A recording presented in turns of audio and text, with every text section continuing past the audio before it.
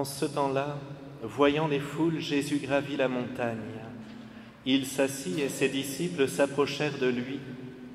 Alors, ouvrant la bouche, il les enseignait.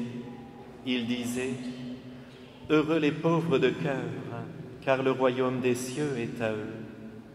Heureux ceux qui pleurent, car ils seront consolés. Heureux les doux, car ils recevront la terre en héritage. Heureux ceux qui ont faim et soif de la justice, car ils seront rassasiés. Heureux les miséricordieux, car ils obtiendront miséricorde. Heureux les cœurs purs, car ils verront Dieu. Heureux les artisans de paix, car ils seront appelés fils de Dieu. Heureux ceux qui sont persécutés pour la justice, car le royaume des cieux est à eux. Heureux êtes-vous si l'on vous insulte, si l'on vous persécute, et si l'on dit faussement toutes sortes de mal contre vous à cause de moi. Réjouissez-vous, soyez dans l'allégresse, car votre récompense est grande dans les cieux. Acclamons la parole de Dieu.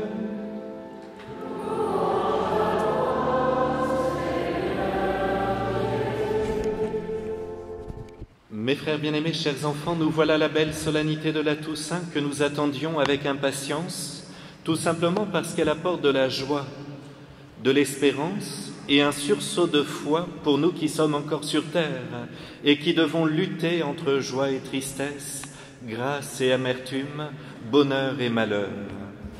Tout d'abord, nous sommes dans la joie parce que nous sommes unis au monde céleste qui en ce jour met à l'honneur non pas des anges ou des archanges, qui sont des êtres éminemment purs, mais des êtres humains, hommes et femmes, blessés par le péché originel et qui ont su se démarquer par une sainteté héroïque qui leur vaut aujourd'hui la gloire éternelle. Ne doutez pas, mes frères, de l'allégresse qui règne au ciel maintenant. Un jour, nous pourrons enfin la contempler. Allez, petite question pour les enfants qui êtes devant. Savez-vous comment l'Église fait-elle pour reconnaître qui est saint ? Bon, je vous donne la réponse. C'est très simple. Il faut d'abord que la personne en question soit catholique, parce qu'un catholique, reçoit du Seigneur les sacrements et nourri par ces sacrements qui le divinisent, qui l'élèvent. Donc il faut qu'elle soit fidèle à l'enseignement de Jésus, qu'elle ait déjà une réputation de sainteté sur terre. Prenez par exemple saint Antoine de Padoue. Alors qu'il va mourir d'épuisement à l'âge de 36 ans, il était réputé partout pour être un grand saint. De fait, il avait déjà fait des miracles de son vivant. L'Église va alors attendre minimum 5 ans après la mort de la personne pour vérifier, pour bien étudier sa foi, sa charité, sa droiture de vie après sa conversion, et puis ses écrits, pour vérifier si tout ça est fidèle à l'Évangile, à l'esprit que Jésus nous a donné. Et oui, n'oublions pas que tous les saints n'ont pas forcément bien commencé, mais ils ont tous bien fini.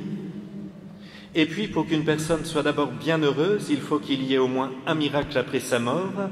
Pour qu'elle soit canonisée, c'est-à-dire sainte, il faut un deuxième miracle minimum après sa mort. Merveilleux. Vous voyez, c'est assez facile.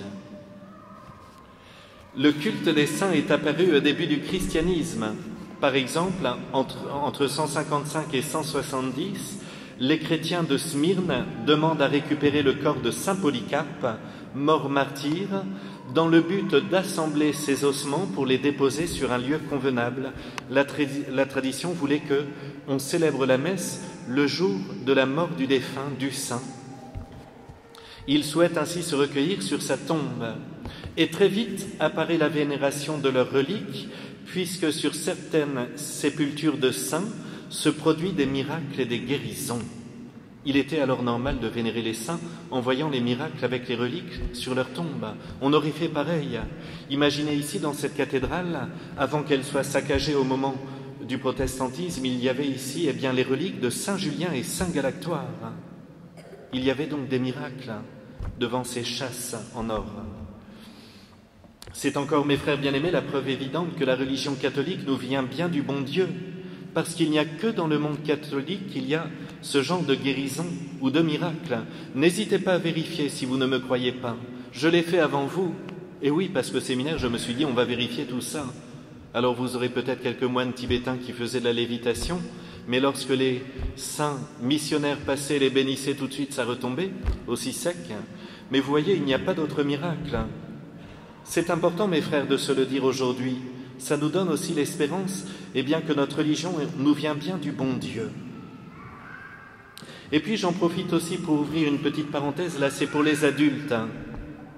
C'est important de vénérer nos saints, nous adorons le bon Dieu, nous vénérons nos saints, mais ne tombons pas dans le piège d'aller voir les guérisseurs, parce qu'aujourd'hui tout le monde est un petit peu perdu avec les maladies. On va voir un guérisseur, on paye 25-50 € et on prend des risques. Parce que le guérisseur, nous ne savons pas de qui il tient le don de guérison. Ou il le tient du bon Dieu, ou il le tient d'un démon. Et demander à quelqu'un de nous imposer les mains, ne sachant pas d'où il tient ce don, c'est mettre en péril notre corps et notre âme. Voilà pourquoi la Sainte Église nous demande d'être très prudents dans ce domaine. Demandez aux saints de vous obtenir la guérison, demandez à la très sainte Vierge Marie qui ne cesse de le faire à Lourdes et partout, si nous la vénérons avec confiance et charité. Alors, que savons-nous de plus des saints? Eh bien, d'abord, ils sont des modèles à suivre. Ils nous apportent un regain de patience envers nous-mêmes, parce qu'ils nous montrent qu'ils ont dû eux aussi se battre, comme nous. Ils ont dû supporter des difficultés vis-à-vis de l'Église, comme nous. Ils ont dû supporter parfois leur passion et se battre contre elle, comme nous. Non seulement ils ont persévéré dans la foi, mais en plus ils ont été radicaux envers eux-mêmes, devenant de véritables amis du Christ et de véritables chrétiens dans la charité du prochain. Parfois on fait l'erreur de se dire que la sainteté consiste à cocher des cases. Là je suis bon, là j'ai fait mes prières, là j'ai évité tel péché, mais ce n'est pas ça, ça va plus loin. Bien plus que de cocher les cases d'une liste de choses à faire, les saints nous montrent qu'ils ont accueilli les croix de la vie d'une certaine façon. Et c'est en ce sens qu'il est bon de les prendre pour modèles. D'ailleurs, nous allons méditer rapidement ensemble, de façon très simple, les béatitudes que le Seigneur nous a données dans son fameux discours sur la montagne.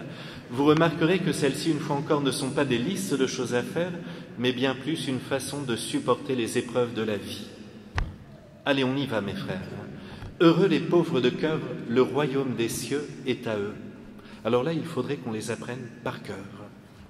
La pauvreté de cœur signifie un détachement des choses terrestres et donc une grande liberté intérieure pour aimer le bon Dieu. Je me détache des biens matériels, je me détache des diplômes, je me détache de la renommée, je me détache de mon image aux yeux des autres.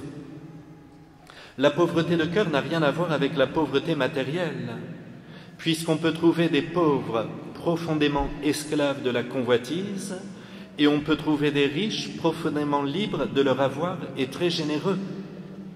En ce sens, mes frères, j'ouvre une petite parenthèse, ce n'est pas toujours adapté de parler de l'église des petits et des pauvres. Vous voyez, c'est à la mode, l'église des petits.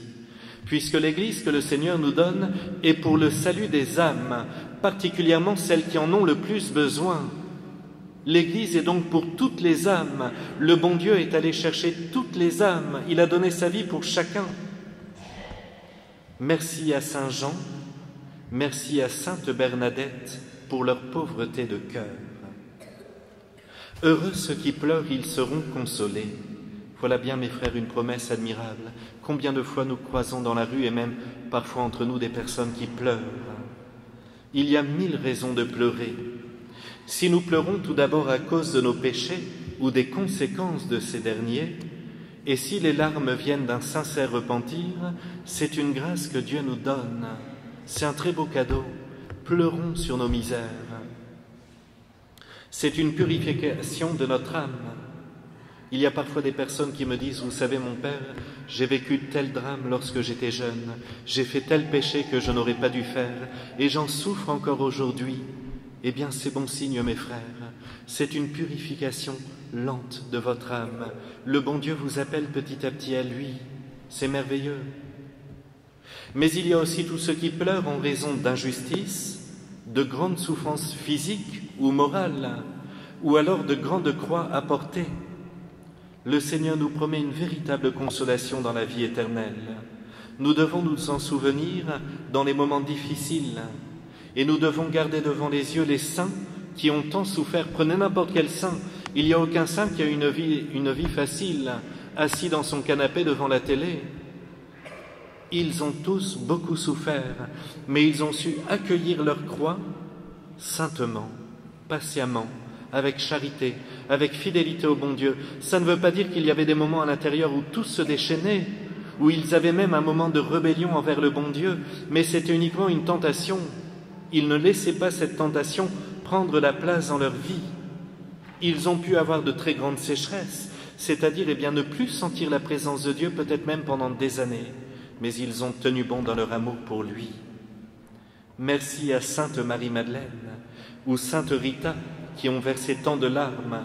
Merci aux saintes carmélites de Compiègne, guillotinées pendant la Révolution. Heureux les doux, ils obtiendront la terre en héritage. Quelle belle promesse, mes frères! Ça donne tellement envie d'y être déjà. Pourquoi une si belle promesse pour les doux? Eh bien parce qu'à la différence des violents ou des brutes, par leur douceur, ils ont apaisé les conflits, ils ont désarmé l'orgueil, prenant pour modèle la douceur de notre Seigneur Jésus ou celle de la Sainte Vierge. On pourrait croire que la douceur est parfois le fruit de la faiblesse, alors que bien souvent il est le témoignage de la force intérieure capable de réfréner la passion de la colère. Je vous en supplie, mesdames, ayez toujours cette grande douceur. Aujourd'hui, on veut vous faire croire avec le féminisme qu'il faut avoir du caractère. Ah non, je tiens bon, je m'impose, je veux qu'ils suivent aussi mon idée. Eh bien justement, douceur de cœur, signe que vous avez cette force intérieure et qui vous vaudra votre couronne de gloire au ciel. Merci à vous, très sainte Vierge Marie et Saint Joseph. Merci Don Bosco et Sainte Monique pour tant de patience. Heureux ceux qui ont faim et soif de la justice, car ils seront rassasiés. L'injustice qui apporte tellement de souffrance pour celui qui essaie d'être juste. Et là, vraiment, mes frères, face aux injustices, il nous faut regarder la croix. Parce que Jésus nous montre ce qu'est finalement la bonté face à l'injustice de ses bourreaux. En regardant les saints, on comprend combien l'Évangile peut transformer un cœur et lui permettre de supporter patiemment les injustices. Merci à Saint Étienne, premier martyr, martyr des grands prêtres, des pharisiens. Merci à Saint Thomas More et à Sainte Jeanne Jugan. Heureux les miséricordieux, car ils obtiendront miséricorde. Là encore, la miséricorde n'est pas un simple sentiment, mais elle va bien au-delà. Il faut avoir le cœur en Dieu pour être capable de pardonner les plus grandes injustices. Tous ici, mes frères, tous, sans exception, nous pouvons grandir dans notre miséricorde, et c'est un vrai chemin de sainteté, si facile si nous le voulons. Merci à vous, diacre Laurent, et vous, Sainte Blandine, Sainte Perpétue et Félicité. Heureux les cœurs purs, car ils verront Dieu. Alors là, vraiment, les enfants, c'est pour vous, et aussi bien sûr pour tous les adultes. La pureté, mes frères bien-aimés, s'oppose à l'hypocrisie, dont le Seigneur a horreur. Elle est le signe d'un cœur qui ne calcule pas, mais qui aime. Le méchant, au contraire, sort de son cœur impur ses méchancetés. Alors c'est vrai qu'on trouve cette pureté de cœur particulièrement chez les enfants. La preuve en est, c'est que la Sainte Vierge apparaît souvent aux petits-enfants, parce qu'ils ont encore le cœur qui est beau, qui n'est pas taché par de grands péchés. C'est beau ce qu'ont dit maintenant les enfants. Si vous gardez ce cœur beau et bon, eh bien peut-être qu'un jour vous aurez la grâce de voir la Sainte Vierge ou votre ange gardien ou notre Seigneur Jésus. Alors il y a aussi des adultes qui ont eu cette grâce. Je pense à saint Antoine de Padoue qui portait l'enfant Jésus bébé dans ses bras. Je pense à sainte Claire qui, une nuit de Noël, était très malade. Elle n'avait pas pu descendre avec les sœurs prier à la chapelle, et les sœurs entendent un bébé pleurer, et elles montent en courant. Il y avait la sainte Claire qui portait le bébé Jésus dans ses bras. Celui qui a le cœur pur reçoit des grâces extraordinaires. Merci à saint Lazare, merci à sainte Catherine d'Alexandrie, et vous, sainte Maria Goretti, saint Dominique Savio. Heureux les artisans de paix, car ils seront appelés fils de Dieu. Alors on pourrait dire ici, mes frères, heureux les humbles, parce qu'il faut une sacrée dose d'humilité pour apporter la paix au lieu de susciter la guerre. Vous le voyez d'ailleurs, les enfants à la maison, tout est bon pour faire la guerre. Il m'a pris mon jouet, il est resté trop longtemps devant l'écran. C'est encore à moi de mettre les brodeaux, alors qu'hier je l'ai déjà fait. Ma petite sœur ne fait rien. Et on devient alors artisan de guerre, au lieu d'être artisan de paix et dire « j'y vais, je m'en occupe, je laisse l'écran ». Merci d'ailleurs à Saint Bernard, Saint François d'Assise et Sainte Claire.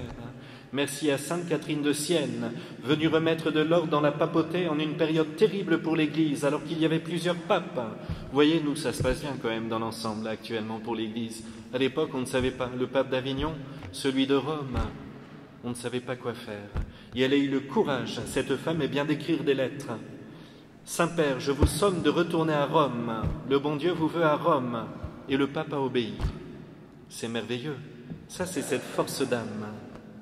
Heureux ceux qui sont persécutés pour la justice, car le royaume des cieux est à eux. On a presque fini, c'est l'avant-dernière. Ils sont nombreux, mes frères, parmi les saints, ceux qui ont eu le courage de mettre en péril leur propre vie au nom de la justice. Merci Saint Alphonse de Liguori, un avocat vraiment saint, qui a donné sa vie pour défendre les pauvres. Et puis Sainte Mariam de Jésus crucifié, qui avait vécu à quelques kilomètres d'ici. J'espère, mes frères, que vous l'avez un peu étudié. Vous avez étudié sa vie. Il y a d'ailleurs un très beau livre. Sa vie est impressionnante. Si vous voyez, il y a des miracles tous les jours dans sa vie. Elle commence d'ailleurs par être égorgée. On la laisse abandonner dans un village, là-bas, et puis finalement, parce qu'elle tenait bon, on voulait la marier à un musulman, elle a dit non, j'appartiens à Jésus, je ne veux pas. Alors le serviteur de cette maison, qui avait entendu la discussion, va l'égorger en pleine nuit et la laisser gisante là au milieu d'un village, dans une petite ruelle. Et elle va se réveiller dans une grotte avec une religieuse qui lui recoue sa gorge. Histoire vraie, mes frères, hein, je n'invente rien. Et elle découvre que c'est la Sainte Vierge qui est en train de la soigner. Et alors elle va avoir une vie extraordinaire, avec des miracles à n'en plus finir à Marseille, puis ici à Pau, au Carmel Saint-Michel, et puis elle va finir là-bas en Terre Sainte.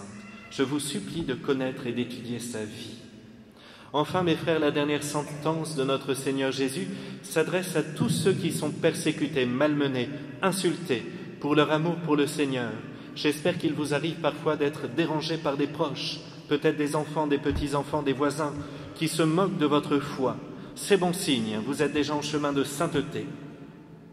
Mes frères, je termine ici. En ce jour, soyons simplement dans la joie pour les saints. Ayons le désir de correspondre à ce que Dieu attend de chacun de nous. Si nous avions les béatitudes un peu plus gravées dans notre mémoire, peut-être serions-nous plus forts dans les moments difficiles de nos vies. Voilà pourquoi ce sont les saints qui intercèdent pour nous maintenant. Vous devez croire qu'ils travaillent avec ardeur depuis le ciel pour nous qui sommes encore dans le combat. C'est rassurant, mes frères, de se dire que nous ne sommes pas seuls. Essayons de nous en souvenir dorénavant, lorsque nous entendrons des mauvaises nouvelles, quelles qu'elles soient. Souvenons-nous qu'au-dessus de l'Église terrestre, il y a l'Église céleste qui est rayonnante de gloire et qui veille avec nous. Amen.